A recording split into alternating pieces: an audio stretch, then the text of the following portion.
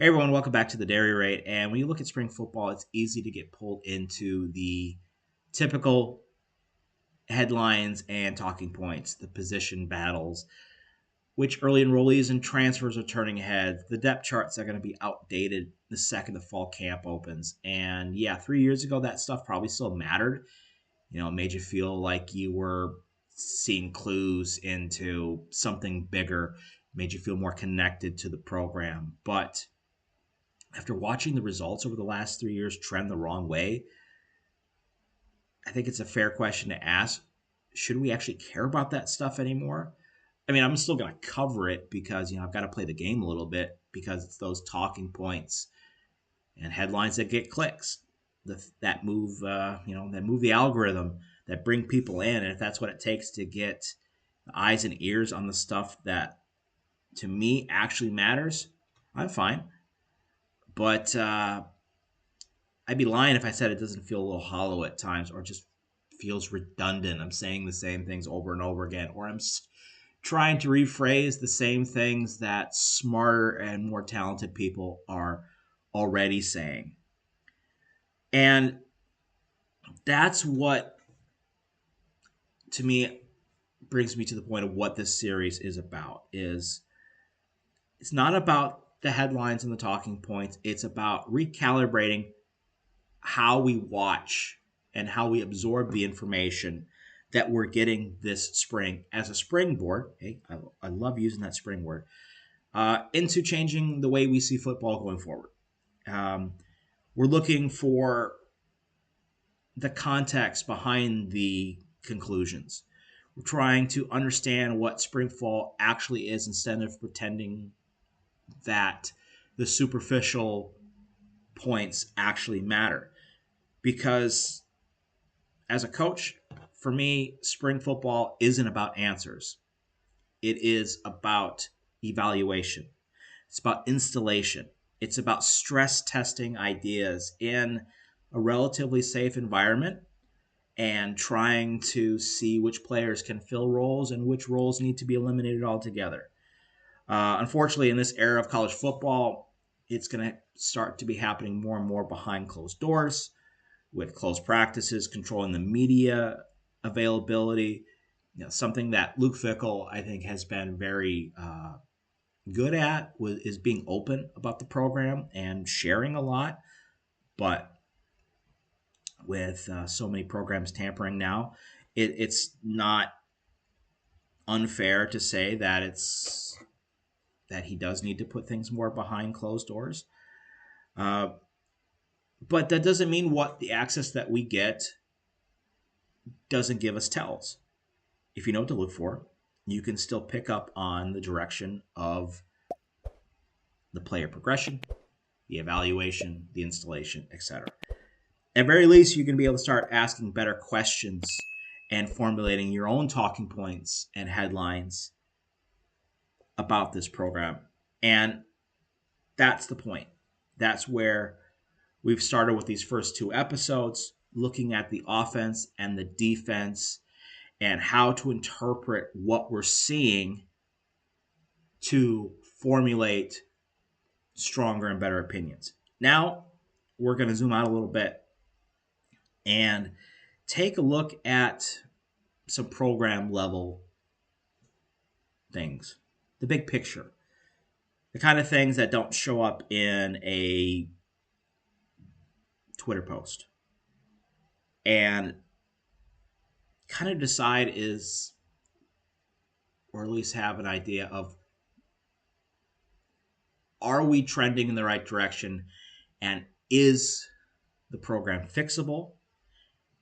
And more importantly, how are we going to know that the work behind the scenes is actually translating on the field? And, for me, it starts with player development.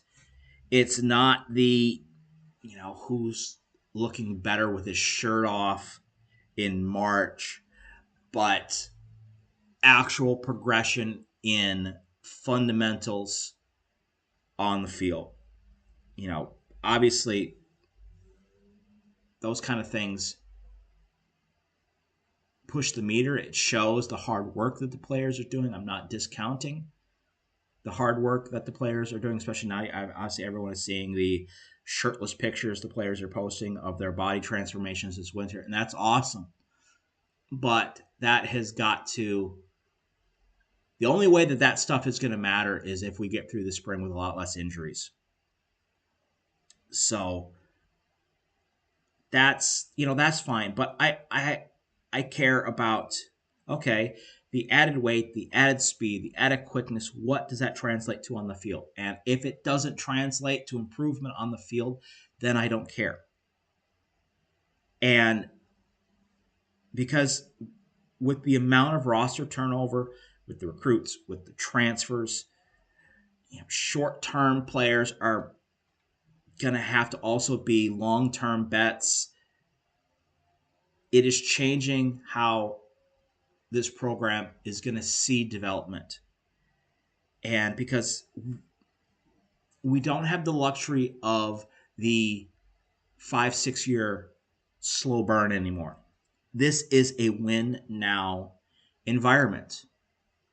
And if it works, every season is going to be a win now environment.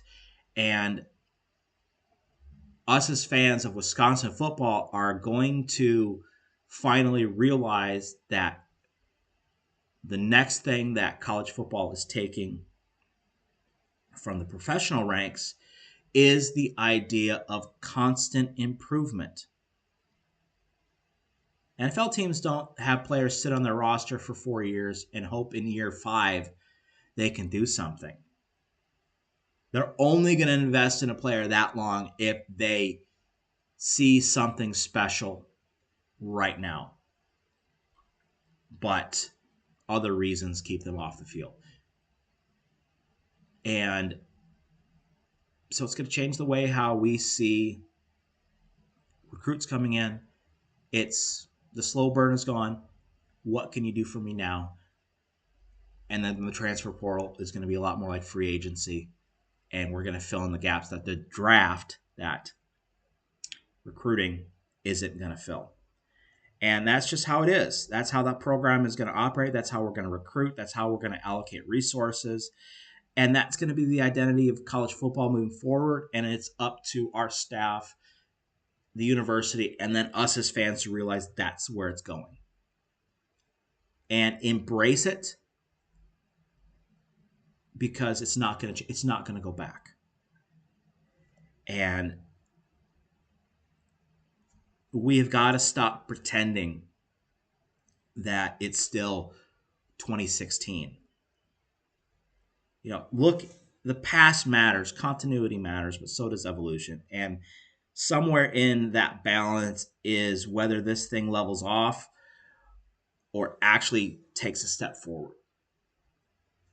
And this spring, we're not going to get final answers. We never get final answers in the spring, but it's going to tell you whether the approach to this offseason, this approach to winter conditioning, to spring football has mattered. And it's going to tell you if the urgency that we as fans feel like Luke Fickell needs to have is actually taking effect. And we can see it all in the field. And that's what we've been watching for. And that's where hopefully we can see the program's heading. All right, so let's get into it and take a look more in detail at the big picture of the Badgers at this point in time in the spring of 2026, and with an eye for right now and down the road as we get into the season. All right, so let's get into it. Wow, that was a 9-minute intro. Not bad for a half a page of notes, right? All right, so let's start with player development and program development, roster development. And, let's kind of start setting the scene here.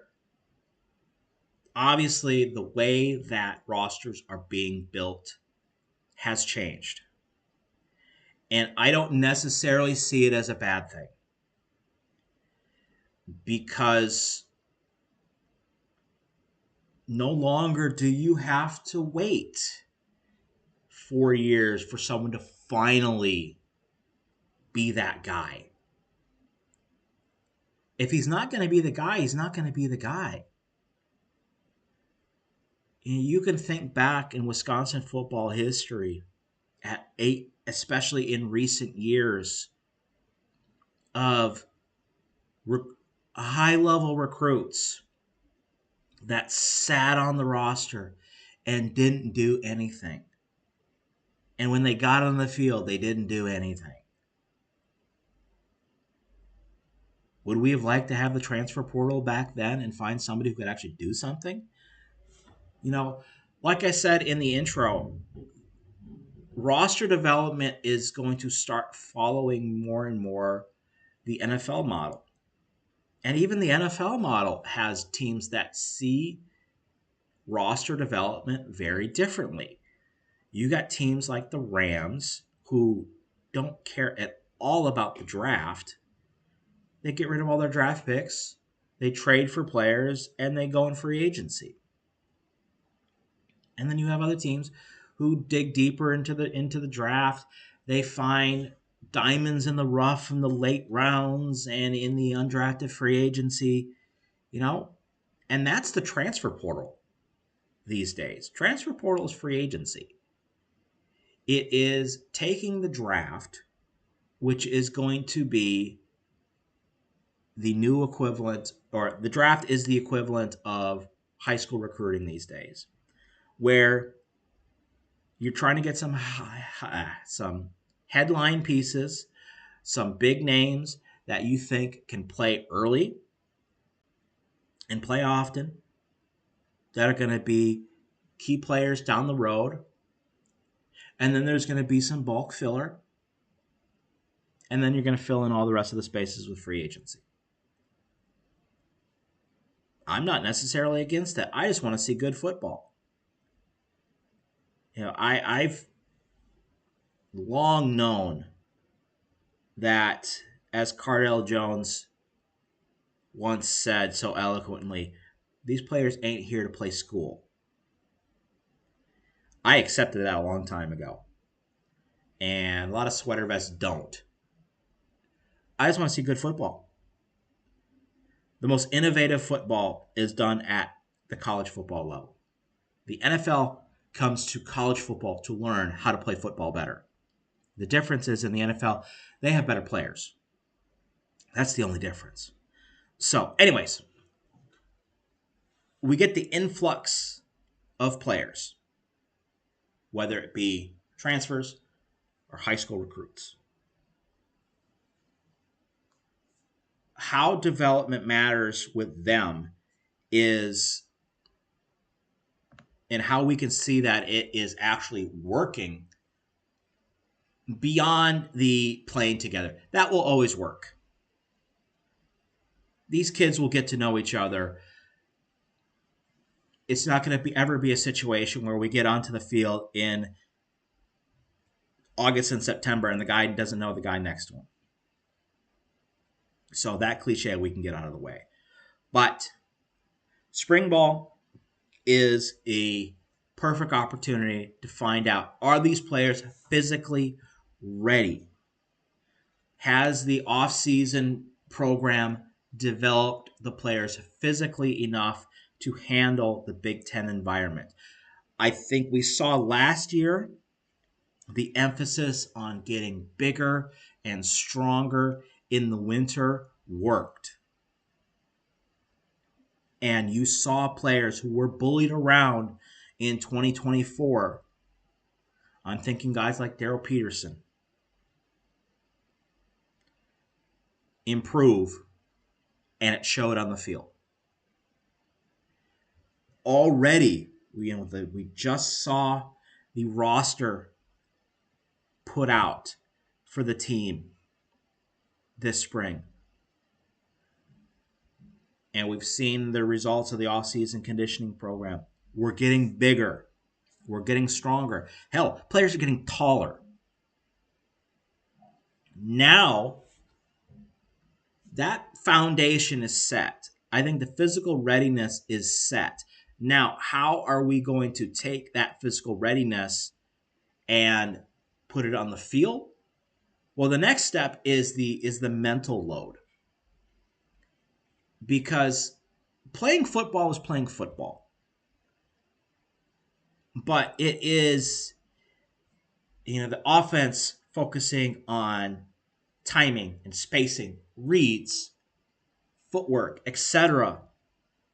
That kind of information overload can bog a new player down, and it could cause an old player to try to translate what is being said into a language that they're more comfortable with.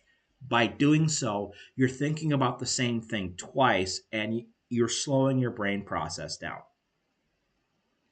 I run into this issue all the time with, I get players who come in or have played for me in the past and like, oh, that's like our old blank. And I'm like, no, it is blank. We changed it. You don't need to know why we changed it. This is why we change things. Or I went to this camp. I went to the national team. I went to a tryout and I learned how to do something this way. And that's fine. This is how we do it. Don't try to translate things. Defensively, it's all about communication. It's all about getting in the proper alignment and trusting that the guys around you can do their job. The mental side of football is the biggest hurdle to playing fast, because the best football players are instinctual.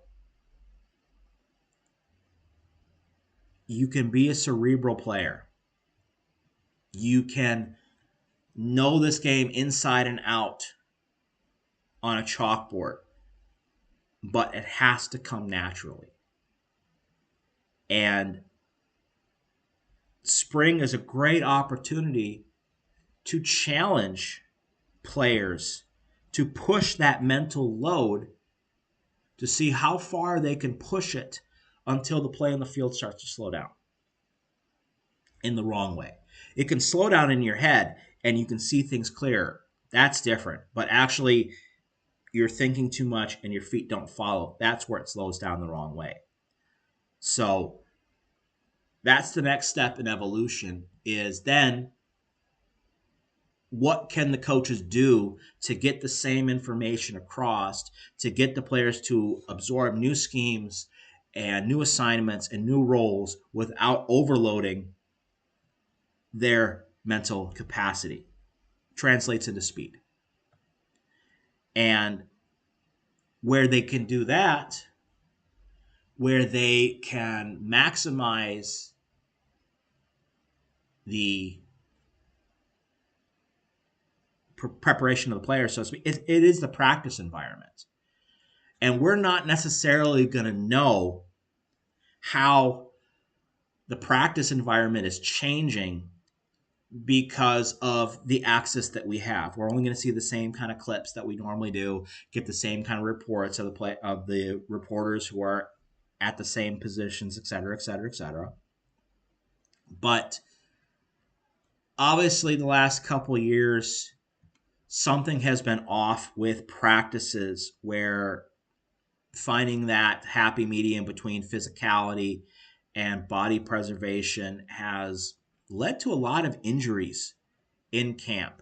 Now, there are freak injuries and people getting rolled up on. Those kind of things don't matter in this context. It is the repetitive injuries. It is the pushing players an extra step farther than that extra step that you're pushing them, and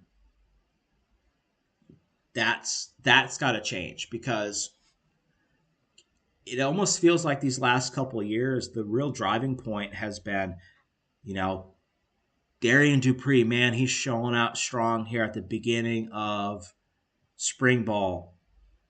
And then he gets hurt. And then Dylan Jones takes over. Now Dylan Jones is the guy. And then in fall, Dylan Jones gets hurt. Great. Now it's Gideon Atuka's turn. Gideon Atuka gets hurt. I know they've evaluated why all that is happening. They're going to make it better.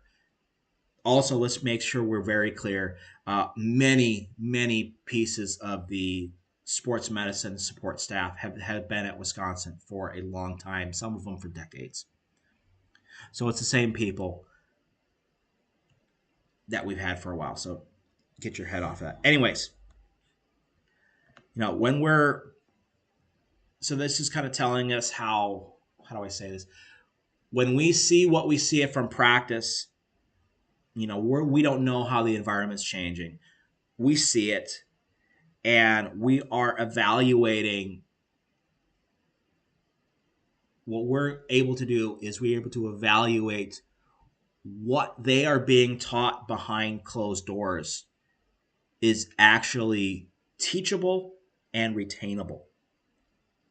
Because when you see growth and progression in every aspect of the game, but particularly the fundamentals, that means what the work that they're doing behind the scenes is actually being absorbed. And that is a positive step forward that we have to look into. All right, so we kind of have a big picture idea of things to look for this spring in terms of how things are changing. And now we need to have that translate to something we can actually put stats to. And every spring we talk about breakout candidates. This guy has the potential to be the next blank. And this season is a little bit different. Because again, we are in a win now mentality. And this isn't about, waiting for a young guy to break out and, he's going to be a stud for the next 3 years. We need him to show up now. And because, and why it matters so much more now that, it's less about a breakout player. It's more about the emergence of the next, how do I put this? It's not the emergence of the next guy.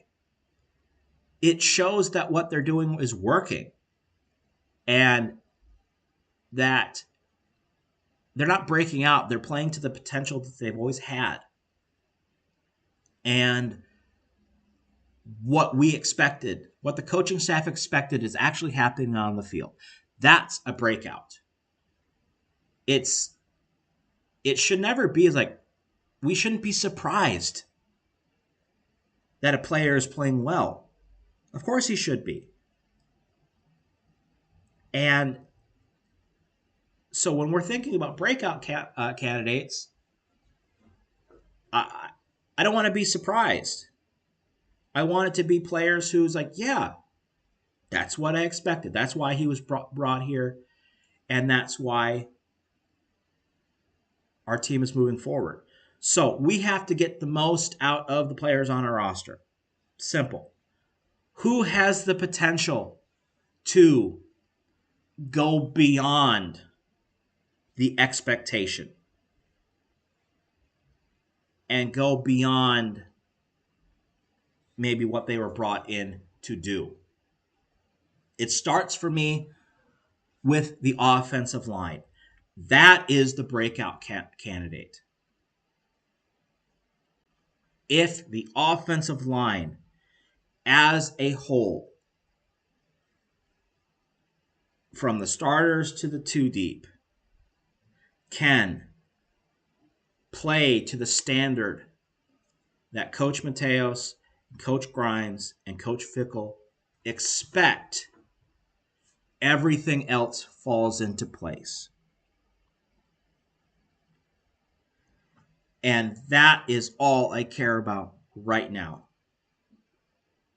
Is, on this channel, we have talked ad nauseum over the last 3 years about the issues with the offensive line room, and where we started with an empty cupboard, and we had to replace talent with youth, and then injuries and everything fell into play, missing pieces, et cetera, et cetera, et cetera. But like we talked about earlier, this is a win now mentality.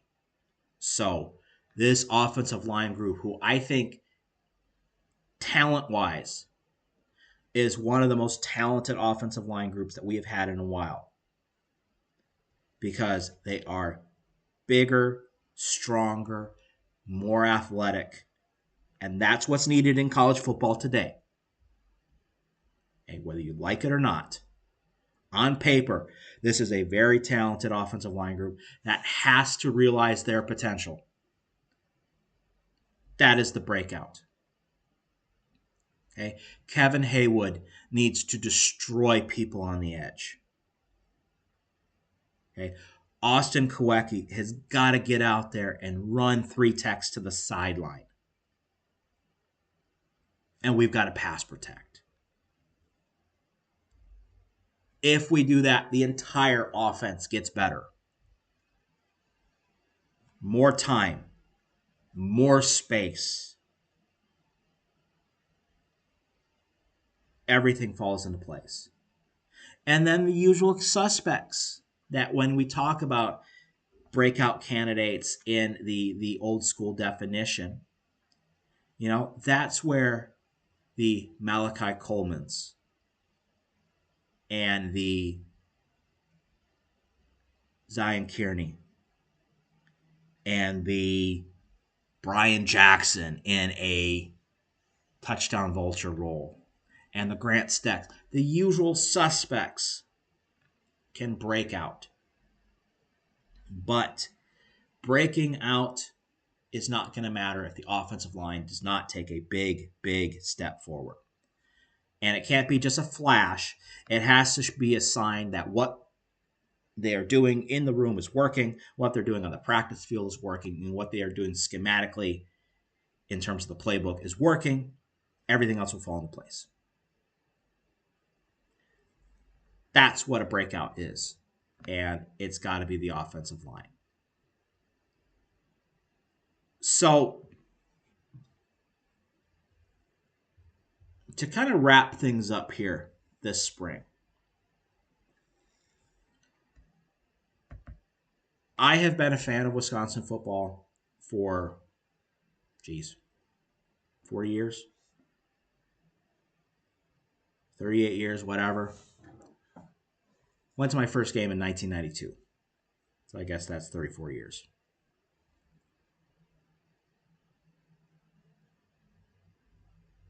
College football has been such a source of entertainment and stimulation for me for that whole time. And maybe it has been me doing the Dairy Raid here, where I've taken my hobby and turned it into not a career, but I look at it as a different way, that has soured me a bit on kind of football as a whole. Football is not as fun as it used to be for me. Try taking your hobby and turning it into your job for 25 years and see how you feel about it. But with that being said, the pieces are there, the tools are available, and I think the players are there to turn this around because these are changes that always needed to be made to get the team where it was at the end of the 2022 season to where football is now heading into the 2026 season. The changes needed to happen. And there have been cases in college football where it has taken time, it has taken trial by trial and error, but teams have figured it out. Virginia football is a perfect example. I wrote about it, that Virginia athletics changed their outlook of how to build a program. If this season can turn it around and we can learn, it will fundamentally change how Wisconsin football will be now and forever. Because we are finally seeing football for what it has always been. We got away with having the underdog mentality. Nobody's the underdog anymore. It's winners and losers. And I hope this spring we can finally see that they have figured out a way to do college football how it's supposed to be done today with a Wisconsin feel. That's all it could be, is a feel. And if they do, we're on the right track. If they don't, it's going to be tough because I guarantee you they will overcorrect and we will take 10 years back to try to go forward, which isn't going to happen. But anyways, this is going to bring us to the end of the spring preview series. To recap, with our limited availability, you have to look beyond what you're actually seeing and what you're actually reading. You look to the guy next to the guy who is the focus of the video that you are watching. You are looking at the guys across the field from the guy who is the focus of the video that's showing the 11 on 11 rep. You've got to look beyond what the guy with the microphone is saying. You've got to look beyond the same talking point that is said 15 times by 15 different people. That's when you're going to learn about the program, and that's when you're going to learn about the team. And then to truly appreciate what you have now learned, you have got to start looking at football in a whole field type situation and learn about how the game actually works. Football is an extremely complicated sport. It takes decades upon decades to master, and I don't think anybody has truly ever mastered the sport. But you can learn enough that it will fundamentally change how you watch the game and enhance how you see the game.